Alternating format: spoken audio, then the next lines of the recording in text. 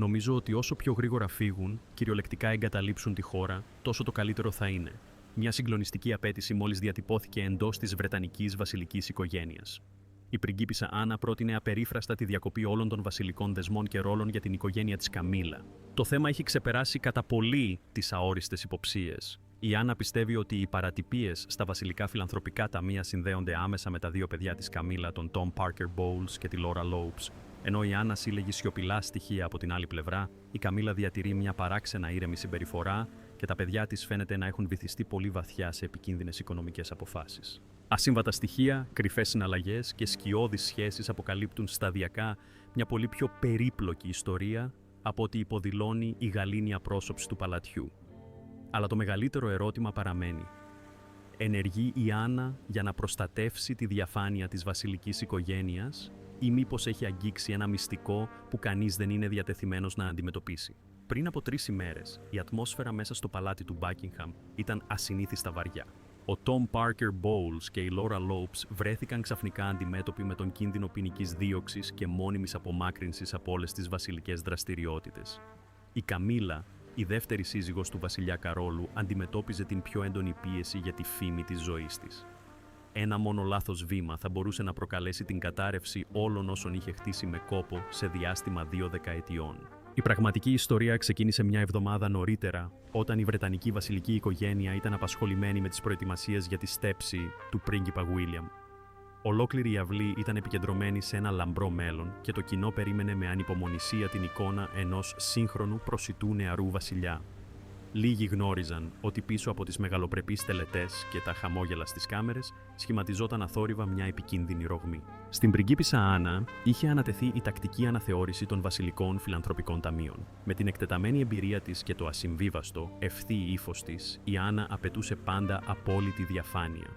Καθώς ξεφύλιζε τα ογκώδη οικονομικά αρχεία στο ιδιωτικό της γραφείο στο παλάτι του Αγίου Ιακώβου, αμέσως διαισθάνθηκε ότι κάτι δεν πήγαινε καλά. Εκατομμύρια λίρες είχαν διατεθεί σε φαινομενικά ευγενή φιλανθρωπικά έργα, υποστηρίζοντας αγροτικές κοινότητες, διατηρώντας την πολιτιστική κληρονομιά και κατασκευάζοντας κέντρα τέχνης για νέους. Ωστόσο, το κόστος ήταν ασυνήθιστα διωγγωμένο, με ορισμένα να υπερβαίνουν τα πραγματικά στοιχεία έως και 70%. Η τεκμηρίωση ήταν ασαφής, τα αρχεία είχαν αλλοιωθεί ανεπαίσθητα. Οι ημερομηνίες δεν τέριαζαν, οι υπογραφές φαινόταν παραβιασμένες και δεν υπήρχαν ανεξάρτητες εκθέσεις αξιολόγησης. Η Άννα συνοφριώθηκε, με ένα ρίγος να διατρέχει τη σπονδυλική της στήλη. Δεν επρόκειτο για τυχαίο λάθος. Αυτές οι ανομαλίες ήταν συστηματικές και σαφώς συντονισμένες. Οι περισσότερες συναλλαγές είχαν εγκριθεί μέσω του γραφείου της Καμίλα. Η Άννα μουρμούρισε στον εαυτό της με χαμηλή, καχύποπτη φωνή: «Δεν μπορεί να είναι σύμπτωση». Καταλάβαινε τις σοβαρές συνέπειες αν αυτές οι πληροφορίες διέρευαν ακριβώς τη στιγμή που ο Βίλιαμ επρόκειτο να ανέλθει στο θρόνο. Ένα μεγάλο οικονομικό σκάνδαλο θα μπορούσε να διαβρώσει εντελώς την εμπιστοσύνη του κοινού και να κλονίσει τα θεμέλια που η οικογένεια είχε εργαστεί τόσο σκληρά για να ανοικοδομήσει μετά από χρόνια αναταραχής. Η Άννα αποφάσισε να κρατήσει το θέμα αυστηρά εμπιστευτικό και δεν το είπε σε κανέναν.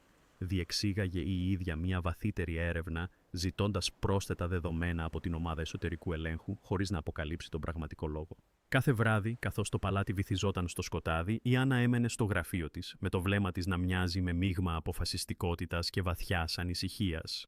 Ήξερε ότι άγγιζε ένα ευαίσθητο ζήτημα που θα μπορούσε να συγκλονίσει ολόκληρη τη βασιλική οικογένεια, αλλά η ευθύνη της απέναντι στη βασιλική οικογένεια και η μακροχρόνια φήμη του θεσμού δεν της επέτρεπαν να μείνει σιωπηλή. Έξω από το παλάτι το Λονδίνο έσφιζε από νέα για τη στέψη. Το κοινό συζητούσε με ενθουσιασμό για τον Βίλιαμ και το νέο μήνυμα που θα έφερνε η βασιλική οικογένεια σε μια σύγχρονη Βρετανία.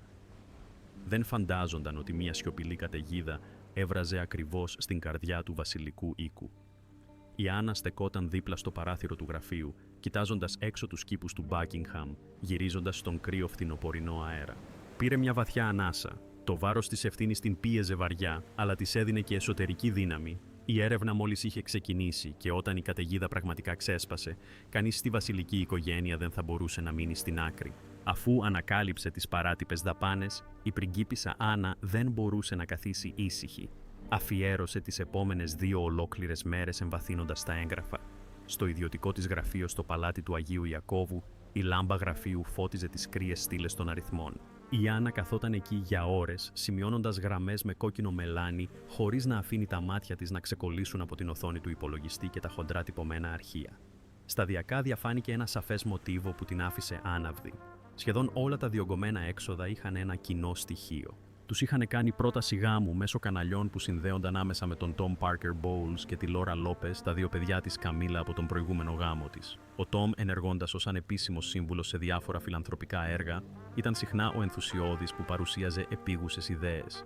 Η Laura, αν και σπάνια εμφανιζόταν δημόσια, προώθησε σιωπηλά ορισμένα συμβόλαια που σχετίζονταν με τις τέχνες και τη διατήρηση της πολιτιστικής κληρονομιάς. Κάθε πρόταση τους έλαβε ισχυρή υποστήριξη από την Καμίλα, κάνοντας τη διαδικασία έγκρισης ύποπτα ομαλή. Η Άννα άρχισε να διασταυρώνει δεδομένα από διαφορετικά ταμεία. Τα αποτελέσματα την σόκαραν ακόμη περισσότερο. Τα χρήματα δεν σταμάτησαν σε επιφανειακά έργα. Μετά την εκταμείευση, ένα μεγάλο μέρος ανακατευθύνθηκε μέσω ενδιάμεσων εταιριών και διοχετεύτηκε σε ανεπίσημες επενδύσεις, ακίνητα, μετοχές, ακόμη και σε ορισμένα ιδιωτικά επενδυτικά κεφάλαια που συνδέονταν με τον Tom και τη Laura. Όλα αυτά συγκαλύφθηκαν έξυπνα με το πρόσχημα στρατηγικών συνεργασιών και μακροπρόθεσμων χορηγιών. Όσο πιο βαθιά έσκαβε, τόσο πιο ξεκάθαρη γινόταν η σοβαρότητα. Δεν επρόκειτο για μικρό απάτη. Ήταν ένα σκόπιμα ενορχιστρωμένο σύστημα που έπαιρνε χρήματα που προορίζονταν για δημόσια φιλανθρωπία για να πλουτίσει μια μικρή ομάδα μέσα στη βασιλική οικογένεια. Θυμήθηκε τις φορές που ο Tom και η Laura είχαν εμφανιστεί σε φιλανθρωπικές εκδηλώσεις, χαμογελώντας πλατιά μπροστά στις κάμερες. Εκ των υστέρων, όλα αυτά δεν ήταν τίποτα άλλο παρά μια πρόσωψη. Με βαριά καρδιά, η Άννα αποφάσισε ότι δεν μπορούσε πλέον να το κρατάει για τον εαυτό της. Ένα βροχερό απόγευμα του Λονδίνου, ζήτησε μια κατηδίαν συνάντηση με τον βασιλιά Κάρολο στο Clarence House. Η ατμόσφαιρα στο ιδιωτικό δωμάτιο του βασιλιά ήταν ήσυχη αλλά τεταμένη. Η Άννα καθόταν όρθια, με τη φωνή της χαμηλή αλλά σταθερή. Έχω ανακαλύψει σοβαρά προβλήματα στα φιλανθρωπικά ταμεία. Οι περισσότερες από τις παράτυπες δαπάνες συνδέονται με προτάσεις του Tom και της Laura. Υποψιάζομαι ότι έχουν εκμεταλλευτεί την επιρροή της Καμίλα για να προωθήσουν φουσκωμένα έργα και στη συνέχεια έχουν διοχετεύσει μέρος των χρημάτων στις δικές τους τσέπες. Δεν έχω ακόμη απόλυτες αποδείξεις, αλλά η διαδρομή των χρημάτων είναι πολύ σαφής. Θέλω την άδειά σας για να συνεχίσω την έρευνα σε μεγαλύτερο βάθος και, το πιο σημαντικό, να την κρατήσω απολύτως μυστική. Αν αυτό διαρρεύσει τώρα, ειδικά λίγο πριν τη στέψη του William, οι συνέπειες θα είναι αδιανόητες. Ο βασιλιάς Κάρολος έμεινε σιωπηλός για πολλή ώρα, το πρόσωπό του έδειχνε έκδηλη εξάντληση και πόνο. Κοίταξε την κόρη του και είπε με βραχνή φωνή: «Άννα, είσαι σίγουρη, αυτό είναι ένα πολύ σημαντικό ζήτημα. Η Καμίλα είναι η γυναίκα μου και ο Τόμ και η Λόρα είναι τα παιδιά της». Η Άννα απάντησε, με σταθερή αλλά γεμάτη συμπάθεια φωνή: «Ακριβώς γι' αυτό θέλω να το κρατήσω μυστικό. Αλλά αν το αγνοήσουμε, η βασιλική οικογένεια θα χάσει κάθε αξιοπιστία. Απλώς χρειάζομαι περισσότερο χρόνο για να συγκεντρώσω αδιάσυστα στοιχεία». Ο βασιλιάς Κάρολος αναστέναξε βαριά και τελικά έγνεψε καταφατικά. «Πολύ καλά, αλλά πρόσεχε, Άννα. Μην το μάθει κανείς, ούτε καν ο Βίλιαμ. Δεν θέλω η οικογένεια να διαλυθεί ακριβώς στην παραμονή μιας τόσο σημαντικής αλλαγής». Η Άννα έφυγε από τη συνάντηση με μια φλογερή αποφασιστικότητα, πιο δυνατή από ποτέ. Ήξερε ότι έμπαινε σε μια δύσκολη μάχη που θα μπορούσε να βλάψει πολλές σχέσεις μέσα στη βασιλική οικογένεια. Ωστόσο, η συνείδησή της και το καθήκον της απέναντι στο στέμμα δεν της επέτρεπαν να σταματήσει. Στο δρόμο της επιστροφής κάτω από τη βροχή του Λονδίνου, η Άννα έσφιξε σφιχτά το τιμόνι, με την καρδιά της γεμάτη ένα μείγμα οργής και άγχους. «Δεν μπορούμε να αφήσουμε τη βασιλική οικογένεια να γίνει εστία απληστίας», σκέφτηκε σιωπηλά. «Όποιον κι αν αντιμετωπίσω, θα το φέρω εις πέρας». Η έρευνα της Άννας μπήκε σε μια νέα φάση και με κάθε στιγμή που περνούσε, συνειδητοποιούσε ότι πίσω από αυτά τα παράνομα κεφάλαια κρυβόταν μια πολύ βαθύτερη συνωμοσία από ό,τι είχε φανταστεί. Γυρίζοντας πίσω στο χρόνο λίγους μήνες νωρίτερα, όταν το σκοτεινό σχέδιο άρχισε να υλοποιείται σιωπηλά, εκείνη την εποχή η βασιλική οικογένεια προετοιμαζόταν για τη στέψη του William. Η ατμόσφαιρα παντού ήταν γεμάτη ελπίδα και πίεση. Ο Tom Parker Bowles και η Laura Lopez συνειδητοποίησαν γρήγορα ότι επρόκειτο για μια χρυσή ευκαιρία. Ως παιδιά της Καμίλα από προηγούμενο γάμο, ένιωθαν πάντα ότι βρίσκονταν σε επισφαλή θέση, διατρέχοντας τον κίνδυνο να χάσουν την βασιλική προστασία ανά πάσα στιγμή. Η φήμη, τα χρήματα και ιδιαίτερα η δημόσια αναγνώριση εξακολουθούσαν να φαντάζουν μακρινά. Αποφάσισαν να μην περιμένουν άλλο. Ένα αργά βράδυ στο Highgrove House, ο Tom και η Laura κανόνισαν μια κατηδίαν συνάντηση με την Καμίλα. Το δωμάτιο ήταν ζεστό με τη λάμψη του τζακιού, ωστόσο η ατμόσφαιρα ήταν βαριά και τεταμένη. Ο Τόμ, με το συνηθισμένο του χαμόγελο αλλά με τα ψυχρά μάτια, μίλησε πρώτος. «Μαμά, τα βασιλικά φιλανθρωπικά ταμεία έχουν πολλά πλεονάζοντα χρήματα. Ο Βίλιαμ πρόκειται να στεφτεί βασιλιάς και πρέπει να δημιουργήσουν μια καλή εικόνα. Μπορούμε να το εκμεταλλευτούμε αυτό. Η Λόρα κάθισε δίπλα του με ήρεμη αλλά φιλόδοξη φωνή. Ακριβώς. Μπορούμε να προτείνουμε μεγάλα έργα, να χτίσουμε πολιτιστικά κέντρα, να υποστηρίξουμε αγροτικές περιοχές και να διατηρήσουμε την πολιτιστική κληρονομιά. Το κόστος μπορεί να είναι αρκετά διωγγωμένο. Κανείς δεν θα το εξετάσει πολύ προσεκτικά. Μόλις τα χρήματα εγκριθούν και διανεμηθούν, ένα μέρος θα περάσει μέσω ενδιάμεσων εταιριών και θα επιστρέψει σε εμάς. Όλα θα μοιάζουν με τέλειο φιλανθρωπικό έργο. Η Καμίλα καθόταν σιωπηλή, κρατώντας σφιχτά το ποτήρι της με το κρασί. Το πρόσωπό της έδειχνε έκδηλο δισταγμό και ανησυχία. Είχε αντέξει τόσες πολλές καταιγίδες για να φτάσει στην τωρινή της θέση. Τώρα τα ίδια της τα παιδιά ήθελαν να ρισκάρει τα πάντα. «Είσαι σίγουρη γι' αυτό?» ρώτησε η Καμίλα με τρεμάμενη φωνή. «Αν μας ανακαλύψουν, δεν θα είστε μόνο εσείς οι δύο. Θα χάσω κι εγώ τα πάντα. Η φήμη μου, η θέση μου, τα πάντα». Ο Τόμ έσκυψε μπροστά, η φωνή του πιστική και ένθερμη. «Μην ανησυχείς, μαμά, τα έχουμε υπολογίσει όλα προσεκτικά. Όλες οι προτάσεις θα περάσουν από επίσημα κανάλια, αλλά εσείς απλώς πρέπει να χρησιμοποιήσετε την επιρροή σας για να επιταχύνετε τη διαδικασία έγκρισης. Κανείς δεν θα τολμήσει να κάνει πάρα πολλές ερωτήσεις μόλις δει την υπογραφή σας. Μετά από αυτό, τα χρήματα θα περάσουν από πολλαπλά επίπεδα μεσαζόντων και δεν θα μπορούν να εντοπιστούν πίσω σε εμάς. Δεν πρόκειται για καθαρή κλοπή, είναι απλώς μια μερική ανακατανομή», πρόσθεσε η Λόρα με τόνο πιο ήπιο, αλλά όχι λιγότερο αποφασιστικό. «Έχεις θυσιάσει τόσα πολλά για να φτάσεις εκεί που είσαι σήμερα, μαμά. Τώρα είναι η ώρα να σκεφτούμε το μέλλον της οικογένειας. Η βασιλική οικογένεια μας το οφείλει αυτό. Μόλις στεφτεί ο Βίλιαμ, όλα τα βλέμματα θα είναι στραμμένα πάνω του. Παίρνουμε μόνο ό,τι μας αξίζει». Η Καμίλα παρέμεινε σιωπηλή για πολλή ώρα. Κοίταξε τα παιδιά της και θυμήθηκε τα δύσκολα χρόνια πριν γίνει βασίλισσα. Η πίεση της διατήρησης ενός βασιλικού τρόπου ζωής, οι ανησυχίες της για το μέλλον του Τόμ και της Λόρα, καθώς και οι προσωπικές της φιλοδοξίες, όλα αυτά την εξάντλησαν σταδιακά. Τελικά, αναστέναξε με βραχνή φωνή. «Εντάξει, αλλά έπρεπε να γίνει πολύ διακριτικά. Δεν μπορούν να μείνουν ίχνη. Θα σε υποστηρίξω εσωτερικά, αλλά εσύ πρέπει να αναλάβεις την ευθύνη για τα υπόλοιπα». Από εκεί και πέρα, το σχέδιο εκτελέστηκε ψυχρά και συστηματικά. Ο Τόμ και η Λόρα άρχισαν να συντάσσουν πολυάριθμες προτάσεις έργων. Το κόστος ήταν ελαφρώς διωγγωμένο. Ένας προϋπολογισμός για ένα έργο κοινοτικού κέντρου διπλασιάστηκε σε σύγκριση με την πραγματικότητα. Ένα πρόγραμμα διατήρησης της πολιτιστικής κληρονομιάς χρειάστηκε ξαφνικά πολλές ασαφείς πρόσθετες χρεώσεις. Η Καμίλα χρησιμοποίησε την επιρροή της για να διασφαλίσει ότι αυτές οι προτάσεις θα εγκρίνονταν γρήγορα σε εσωτερικές συναντήσεις. Τις ενέκρινε, τις παρουσίαζε και μερικές φορές τις υπερασπιζόταν προσωπικά από μικρές αμφιβολίες. Όταν τα χρήματα διατέθηκαν από τα φιλανθρωπικά ταμεία, ένα μεγάλο μέρος δεν έφτασε ποτέ στα πραγματικά έργα. Διοχετεύτηκαν μέσω θυγατρικών εταιριών και ενδιάμεσων εργολάβων και τελικά κατέληξαν σε επενδύσεις που ελέγχονταν από τον Τόμ και τη Λόρα. Πολυτελή ακίνητα, μετοχές και ορισμένα ιδιωτικά κεφάλαια. Επιφανειακά, όλα φαίνονταν ακόμα άψογα. Τα έργα προωθήθηκαν έντονα στον βασιλικό τύπο και οι τελετές κοπής κορδέλας συνέχισαν να εμφανίζονται τακτικά. Το κοινό εξακολουθούσε να πιστεύει ότι η βασιλική οικογένεια έκανε ουσιαστικό φιλανθρωπικό έργο. Στην πραγματικότητα, επρόκειτο για μια σκόπιμη σύραγγα που άντλησε τα βασιλικά κεφάλαια. Υπήρχαν νύχτες που η Καμίλα ήταν ξύπνια, αναρωτώμενη τι έκανε. Κάποτε είχε ψιθυρίσει στον εαυτό της στο σκοτάδι, μόνο αυτή τη φορά, απλώς για να έχουν τα παιδιά μια πιο σταθερή βάση. Αλλά βαθιά μέσα της ήξερε ότι δεν ήταν μόνο μία φορά. Αυτή ήταν η αρχή μιας συνωμοσίας που θα μπορούσε να καταστρέψει τα πάντα. Ο Τόμ και η Λόρα ένιωθαν διαφορετικά. Βίωσαν ένα μείγμα ενθουσιασμού και έντασης. Κάθε φορά που λάμβαναν μια μεταγραφή, κοιτάζονταν με ικανοποιημένα χαμόγελα. Το σχέδιο ήταν τόσο τέλεια σχεδιασμένο που έμοιαζε ακριβώς με μια νόμιμη χορηγική δραστηριότητα. Ωστόσο, κάτω από αυτό το κέλυφος κρυβόταν απέραντη απληστία και μια σιωπηλή προδοσία της ίδιας της βασιλικής οικογένειας στην οποία ανήκαν. Έτσι, η συνωμοσία συνεχίστηκε μέχρι που η πριγκίπισσα Άννα άρχισε να ξεφυλίζει τα αρχεία ρουτίνας για την αναθεώρηση. Μετά την ιδιωτική συνάντηση με τον βασιλιά Κάρολο, η πριγκίπισσα Άννα ενέτεινε αμέσως την έρευνα σε υψηλότερο επίπεδο.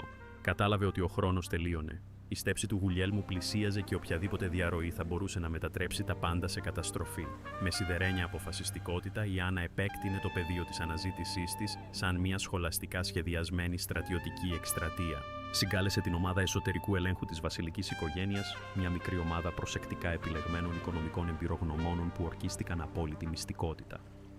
Σε μια διακριτική αίθουσα συσκέψεων στο παλάτι του Αγίου Ιακώβου, η Άννα στεκόταν μπροστά σε έναν πίνακα, με τη φωνή της σταθερή και έγκυρη. «Έχετε δει τα προκαταρκτικά δεδομένα. Τώρα πρέπει να εντοπίσουμε κάθε λίρα, να ελέγξουμε το ιστορικό συναλλαγών, τα αρχικά συμβόλαια, τα εμπλεκόμενα μέρη και ιδιαίτερα τις διαδικασίες έγκρισης. Μην παραβλέψετε καμία λεπτομέρεια. Δεν πρόκειται για μια συνηθισμένη εργασία. Αυτό αφορά την επιβίωση της βασιλικής οικογένειας. Η ομάδα έπιασε αμέσως δουλειά, η Άννα συμμετείχε ενεργά και η ίδια περνούσε ώρες κάθε μέρα εξετάζοντας συμβόλαια, συγκρίνοντας υπογραφές και ελέγχοντας τα χρονοδιαγράμματα των μεταγραφών. Αργά τη νύχτα, όταν τα περισσότερα φώτα του παλατιού είχαν σβήσει, η Άννα παρέμενε μπροστά στην οθόνη, με τα μάτια της κόκκινα αλλά το μυαλό της ακόμα κοφτερό. Κάθε ανακάλυψη την γέμιζε οργή και στενοχώρια. Ανακάλυψαν ότι πολλά έργα που πρότειναν ο Τόμ και η Λόρα είχαν συστηματικά διωγγωμένο κόστος.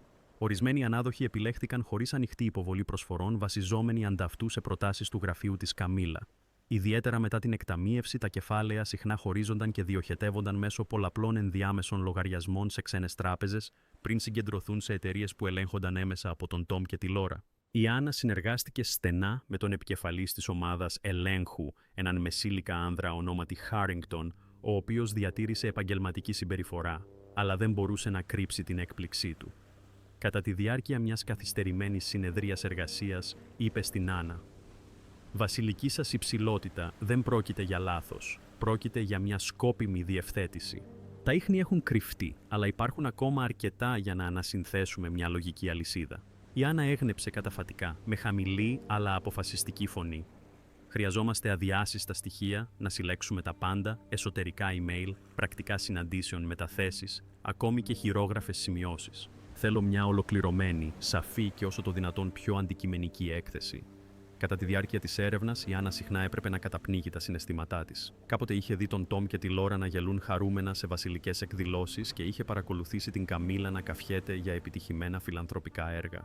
Τώρα, όλα αυτά έμοιαζαν με ένα κατασκευασμένο κέλυφος. Η προδοσία από την πλευρά της οικογένειας την πλήγωνε βαθιά, αλλά την όθησε επίσης να δράσει αποφασιστικά. Μετά από σχεδόν μια εβδομάδα αδιάκοπης εργασίας, η Άννα τελικά συνέταξε έναν πλήρη φάκελο. Η έκθεση ήταν προσεκτικά συνταγμένη, με λεπτομερή διαγράμματα ροής χρημάτων, πίνακες που συγκρίνουν τα πραγματικά με τα δηλωμένα έξοδα, λίστες ενδιάμεσων εταιριών και αποδεικτικά στοιχεία για τον ρόλο της Καμίλα στην έγκριση.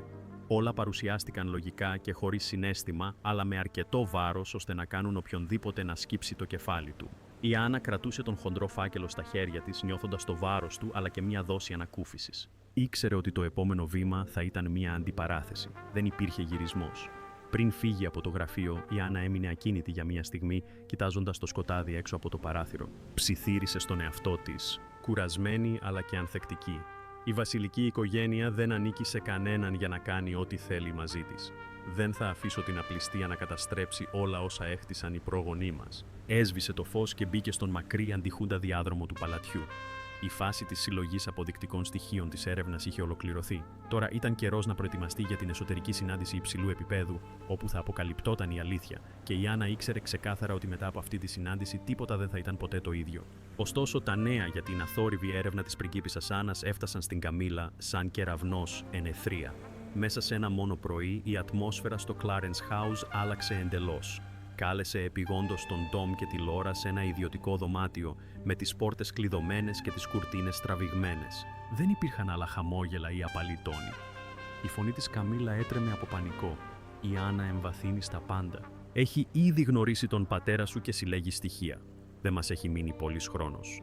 Ο Τόμ έγινε θανάσιμα χλωμός, με τον ιδρώτα να χτυπάει στο μέτωπό του παρά το δροσερό δωμάτιο. Η Λόρα δάγκωσε δυνατά το χείλος της. Τα χέρια της έσφιξαν μέχρι που οι αρθρώσεις των δακτύλων της άσπρισαν. Οι τρεις τους κάθισαν γύρω από το τραπέζι. Ο αέρας ήταν πυκνός σαν τη γαλήνη πριν από μια μεγάλη καταιγίδα. Η Καμίλα σηκώθηκε και περπατούσε ασταμάτητα με φωνή επίγουσα. «Πρέπει να δράσουμε αμέσως. Δεν μπορούμε να αφήσουμε αυτό να εκραγεί. Τόμ, Λόρα, πρέπει να σβήσετε κάθε ίχνος». Ο Τόμ πήρε μια βαθιά ανάσα προσπαθώντας να παραμείνει ήρεμος. «Νομίζω ότι πρέπει να επιστρέψουμε αμέσως ένα μέρος των χρημάτων στο ταμείο, περίπου το 30 με 40% αυτών που αποσύραμε. Αυτό θα μειώσει τη σοβαρότητα αν μας ερευνήσουν. Θα ζητήσω από άτομα που εμπιστεύομαι να αναθεωρήσουν τα αρχεία του έργου και να προσαρμόσουν ορισμένους αριθμούς ώστε να ταιριάζουν καλύτερα». Η Λόρα έγνεψε καταφατικά, με πιο ψυχρή φωνή. Θα χειριστώ εγώ τις επικοινωνίες. Όλα τα email, τα μηνύματα και τα πρακτικά των συναντήσεων μέσω ενδιάμεσων καναλιών πρέπει να διαγραφούν ή να αντικατασταθούν με νέα έγγραφα που κάνουν τα πάντα να μοιάζουν με συνηθισμένα διοικητικά λάθη και όχι με σκόπιμη συνωμοσία. Έτρεξαν ενάντια στον χρόνο σαν απελπισμένοι άνθρωποι. Για 2 ολόκληρες μέρες και 2 νύχτες και οι 3 εργάζονταν αδιάκοπα. Ο Τόμ καθόταν μπροστά στον υπολογιστή, τηλεφωνώντας συνεχώς σε γνωστούς του στον οικονομικό κόσμο για βοήθεια στην επεξεργασία δεδομένων. Η Λόρα διέγραφε αθόρυβα αρχεία και δημιουργούσε νέα έγγραφα με έξυπνα προσαρμοσμένες ημερομηνίες. Η Καμίλα χρησιμοποίησε όση επιρροή είχε ακόμα για να καθυστερήσει κάποια αιτήματα ελέγχου και υπέγραψε πρόσθετα έγγραφα για να καλύψει τα ίχνη. Ένα μέρος των χρημάτων μεταφέρθηκε αθόρυβα πίσω στα φιλανθρωπικά ταμεία μέσω πολλαπλών ενδιάμεσων λογαριασμών για να αποφευχθεί η προσοχή, αλλά η βιασύνη τους οδήγησε σε πολλά μοιραία λάθη. Ορισμένες μεταφορές έγιναν σε περίεργες ώρες, οι ψηφιακές υπογραφές δεν τέριαζαν και πολλά σημαντικά email, αν και διαγράφηκαν, άφησαν ίχνη στα συστήματα αντιγράφων ασφαλείας. Κάποιες προσαρμοσμένες φιγούρες έκαναν τις ανομαλίες ακόμα πιο εμφανείς. Στη συνέχεια, η Καμίλα κάθισε μόνη της, με τα χέρια της να τρέμουν καθώς κρατούσε ένα ποτήρι δυνατό ποτό. Το πρόσωπό της ήταν καταβεβλημένο, τα μάτια της κόκκινα. Ψιθύρισε με απόλυτο τρόμο: «Αν αποτύχουμε, θα χάσω τα πάντα. Τη φήμη μου, τη θέση μου, ακόμα και τον γάμο μου με τον πατέρα σου. Όλα αυτά θα καταρρεύσουν μόνο και μόνο εξαιτίας μιας στιγμής απληστίας». Ο Τόμ και η Λόρα δεν τα πήγαν καλύτερα. Ήξεραν ότι στέκονταν στην άκρη μιας αβύσσου. Τα γεμάτα αυτοπεποίθηση χαμόγελα του παρελθόντος είχαν αντικατασταθεί από ανήσυχες, εξαντλημένες εκφράσεις. Σε μια στιγμή αδυναμίας, η Λόρα είπε κάποτε στον αδερφό της: «Νομίζεις ότι μπορούμε πραγματικά να ξεγελάσουμε την Άννα? Δεν είναι κάποιος που ξεγελιέται εύκολα». Ο Τόμ δεν απάντησε. Απλώς έσφιξε σφιχτά τις γροθιές του. Κατάλαβαν ότι όλες οι προσπάθειές τους να σβήσουν τα ίχνη ήταν σαν να μπαλώνουν ένα βυθιζόμενο πλοίο. Πολλές ρογμές παρέμεναν και η έρευνα της Άννας πλησίαζε περισσότερο από ποτέ. Όταν ξημέρωσε, η Καμίλα κοίταξε έξω από το παράθυρο με την καρδιά της γεμάτη απελπισία. Ήξερε ξεκάθαρα ότι όσο σκληρά κι αν προσπαθούσαν, ίχνη παρέμεναν στο βασιλικό χρηματοπιστωτικό σύστημα. Ο βιαστικός χειρισμός έκανε μόνο ευκολότερη την αποκάλυψη της συνωμοσίας τους. Το επόμενο κιόλας πρωί, αφού συγκέντρωσαν βιαστικά τα αποδεικτικά στοιχεία όλη τη νύχτα, η εσωτερική συνάντηση υψηλού επίπεδου πραγματοποιήθηκε σε μια διακριτική αίθουσα στα ανάκτορα του Buckingham. Η ατμόσφαιρα ήταν τόσο βαριά που ακουγόταν το τικ-τακ του ρολογιού. Ο βασιλιάς Κάρολος καθόταν στην προεδρική καρέκλα, με το πρόσωπό του αυστηρό αλλά φανερά κουρασμένο. Δίπλα του ήταν ο πρίγκιπας Βίλιαμ, με τα μάτια του κοφτερά και γεμάτα ανησυχία. Παρόντες ήταν και άλλοι βασικοί παράγοντες της βασιλικής οικογένειας. Η σιωπή έμοιαζε με αυτή πριν από μια δίκη. Η πριγκίπισσα Άννα μπήκε κουβαλώντας τον ογκώδη φάκελο. Στάθηκε όρθια, η φωνή της αντιχούσε με αυτοπεποίθηση και αποφασιστικότητα. «Σήμερα παρουσιάζω τα πλήρη στοιχεία μιας σοβαρής συνωμοσίας εντός του βασιλικού συστήματος φιλανθρωπικών ταμείων. Δεν πρόκειται για διοικητικό λάθος. Αυτή είναι μια σκόπιμη πράξη υπεξαίρεσης φιλανθρωπικών χρημάτων για προσωπικό όφελος». Η Άννα άρχισε να δείχνει τις διαφάνειες. Κάθε σελίδα ήταν ένα βαρύ πλήγμα. Το διάγραμμα ροής χρημάτων ήταν σαφώς σχεδιασμένο. Χρήματα από τα βασιλικά φιλανθρωπικά ιδρύματα, προτάσεις έργων από τον Τόμ και τη Λόρα, γρήγορες εγκρίσεις μέσω του γραφείου της Καμίλα, ανακατεύθυνση μέσω μεσαζόντων και τέλος κατάληψη των προσωπικών λογαριασμών και επενδύσεων των αδελφών. Παρουσίαζε κάθε ποσό, κάθε τροποποιημένο συμβόλαιο και κάθε βιαστική αποπληρωμή που έγινε τις τελευταίες ημέρες. Η φωνή της δεν ήταν δυνατή, αλλά κάθε λέξη έκοβε σαν λεπίδα. Ο Τόμ και η Λόρα εκμεταλλεύτηκαν το όνομα μιας φιλανθρωπικής οργάνωσης για να διωγγώσουν το κόστος του έργου. Η Καμίλα χρησιμοποίησε την επιρροή της για να επιταχύνει τη διαδικασία έγκρισης. Ως αποτέλεσμα, εκατομμύρια λίρες εκτράπηκαν, ενώ τα ίδια τα έργα έλαβαν μόνο ένα μικρό μέρος. Η αίθουσα συνεδριάσεων έπεσε νεκρική σιωπή. Ο Τόμ Πάρκερ Μπόουλς καθόταν με χλωμό πρόσωπο, με τον ιδρώτα να τρέχει στο μέτωπό του. Η Λόρα έσκυψε το κεφάλι της, τα χέρια της σφιγμένα και τρεμάμενα. Η Καμίλα κάθισε δίπλα τους, με το πρόσωπό της αποχρωματισμένο, τα μάτια της να αποφεύγουν το βλέμμα του συζύγου της. Ο Τόμ προσπάθησε να μιλήσει αρνούμενος, με τη φωνή του να τραυλίζει. Αυτή είναι απλώς μια παρεξήγηση. Θέλαμε μόνο να υποστηρίξουμε καλύτερο φιλανθρωπικό έργο. Μπορεί να υπήρξαν λάθη στη διοίκηση, αλλά δεν ήταν συνωμοσία, πρόσθεσε αδύναμα η Λόρα. Σωστά. Δεν είχαμε καμία πρόθεση να βλάψουμε τη βασιλική οικογένεια. Η Άννα τους κοίταξε κατάματα, με τη φωνή της ψυχρή αλλά βαριά από αυθεντία. Τα δεδομένα δεν λένε ψέματα. Μεταθέσεις, εσωτερικά email, πρακτικά συσκέψεων, ακόμη και οι προσπάθειες διαγραφής ιχνών τις τελευταίες 2 ημέρες. Όλα βρίσκονται σε αυτόν τον φάκελο. Επιστρέψατε μέρος των χρημάτων από πανικό, αλλά τα ίχνη παραμένουν άθικτα. Δεν υπάρχει πλέον περιθώριο για άρνηση. Ο βασιλιάς Κάρολος αναστέναξε βαριά, με χαμηλή φωνή γεμάτη πόνο. «Καμίλα, τι έχεις να πεις?» Η Καμίλα παρέμεινε σιωπηλή για πολλή ώρα, ψιθυρίζοντας τελικά. Εγώ ήθελα μόνο να φροντίσω τα παιδιά. Ποτέ δεν πίστευα ότι τα πράγματα θα έφταναν τόσο μακριά. Ο Βίλιαμ έσφιξε σφιχτά τον μπράτσο της καρέκλας του με αποφασιστική φωνή. Δεν μπορούμε να το ανεχτούμε αυτό. Πρόκειται για προδοσία της βασιλικής οικογένειας και του κοινού. Μετά από πολλές ώρες έντονης συζήτησης, ελήφθη απόφαση. Ο Τόμ και η Λόρα απομακρύνθηκαν αμέσως από όλες τις βασιλικές δραστηριότητες. Αντιμετώπιζαν τον πραγματικό κίνδυνο ποινικής δίωξης και οι φάκελοι τους θα παραδίδονταν στις αρχές εάν χρειαζόταν. Η Καμίλα διατήρησε τον τίτλο της ως βασίλισσα, αλλά έπρεπε να αναλάβει δημόσια ευθύνη ενώπιον ολόκληρης της βασιλικής οικογένειας και να προετοιμαστεί να αντιμετωπίσει τεράστια πίεση από τα μέσα ενημέρωσης. Η θέση της κλονίστηκε σοβαρά. Ο βασιλιάς Κάρολος έκανε την τελική δήλωση με φωνή κουρασμένη αλλά σταθερή. Πρέπει να αυστηροποιήσουμε άμεσα τη οικονομική διαχείριση, να μεταρρυθμίσουμε ολόκληρο το σύστημα εποπτείας των φιλανθρωπικών ταμείων, να ενισχύσουμε τους ανεξάρτητους ελέγχους και να αυξήσουμε τη διαφάνεια. Η βασιλική οικογένεια δεν μπορεί να επιτρέψει να επαναληφθεί αυτό το λάθος. Η συνάντηση έληξε σε βαθιά σιωπή. Καθώς όλοι έφευγαν, η Άννα έμεινε μόνη της δίπλα στο παράθυρο. Αναστέναξε με ανακούφιση, αλλά ένιωσε και βαθιά λύπη. Είχε κάνει το σωστό, αλλά το τίμημα ήταν μια βαθιά ρογμή μέσα στην οικογένεια. Το θέμα διέρευσε γρήγορα στον έξω κόσμο. Το κοινό εξοργίστηκε όταν έγινε γνωστή η είδηση. Ο τύπος δημοσίευσε εντυπωσιακούς τίτλους. Η φήμη της βασιλικής οικογένειας υπέστη σοβαρό πλήγμα. Πολλές φωνές από το κοινοβούλιο και την κοινή γνώμη απέτησαν αυστηρότερη εποπτεία των βασιλικών οικονομικών. Πολλοί το θεώρησαν ως ένα δαπανηρό μάθημα διαφάνειας και λογοδοσίας. Ο Τόμ και η Λόρα έφυγαν από το παλάτι σιωπηλοί και ντροπιασμένοι. Η Καμίλα περπατούσε με βαριούς ώμους, γνωρίζοντας ότι από τώρα και στο εξής κάθε βλέμμα που θα την κοιτούσε θα έφερνε υποψία και κρίση. Η Άννα στεκόταν στον μακρύ διάδρομο, κοιτάζοντας τους κήπους του παλατιού του Μπάκιγχαμ. Ψιθύρισε στον εαυτό της. Η βασιλική οικογένεια έχει αντέξει πολλές καταιγίδες. Αυτή τη φορά δεν θα είναι διαφορετική, αλλά η αλήθεια πρέπει να υποθεί όσο οδυνηρή κι αν είναι. Η καταιγίδα είχε φτάσει. Η Βρετανική βασιλική οικογένεια δοκιμάστηκε για άλλη μια φορά. Ωστόσο, χάρη στο θάρρος και την αποφασιστικότητα της πριγκίπισσας Άννας, η φλόγα της δικαιοσύνης και της διαφάνειας εξακολουθούσε να καίει έντονα. Πιστεύετε ότι η πριγκίπισσα Άννα ενεργεί από ευθύνη για την προστασία της βασιλικής οικογένειας ή λόγω προσωπικών συγκρούσεων που σιγοβράζουν εδώ και πολύ καιρό? Μοιραστείτε τις σκέψεις σας μαζί μας στην ενότητα σχολείων. Μην ξεχάσετε να κάνετε like, share και subscribe για περισσότερα. Επίσης, κάντε κλικ στο επόμενο βίντεο που θα εμφανιστεί στην οθόνη σας. Θα το απολαύσετε.